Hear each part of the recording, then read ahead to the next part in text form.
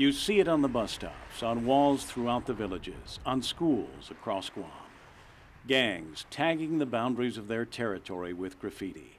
Lieutenant Scott Wade is the operations chief of the Guam Police Department's Criminal Investigations Division. It's recognition. It's a way of saying this is who we are and this is our place. Gangs historically have been very territorial. So tagging is a way of saying this is basically our area. Kind of like stay away from our area. Kind of like when a male dog goes around and urinates in people's yard, lets them know that that's his place. The epidemic of school break-ins also has roots in gang culture. The majority are believed to be gang-related. Yes, there has been evidence of gang connections with the school break-ins, yes. And that evidence is mostly the graffiti, the tagging inside the schools? Yes, the tagging on the insides. Gang activity comes and goes in phases, says Lieutenant Wade, and today he says we see the rise of Micronesian gangs, particularly Chokis.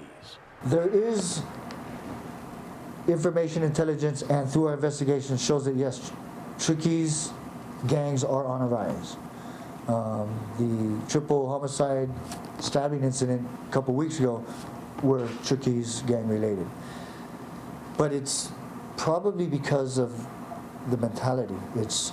They're trying to fit in. They're trying to assimilate into a culture that's not theirs. So they have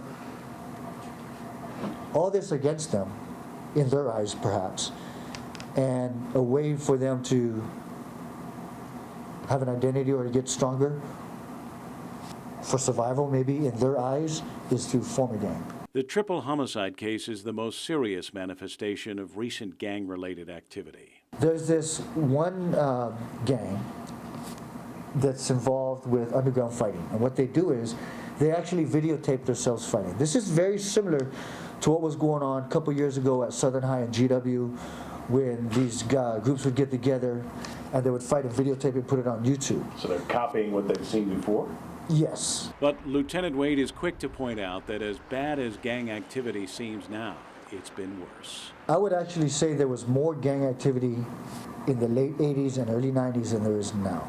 The constant gang activity of the late 80s and early 90s was a bigger problem because they were doing things more often, almost all the time. The solution, says Lieutenant Wade, rests with police enforcement, of course, but also with the public at large and with parents at home.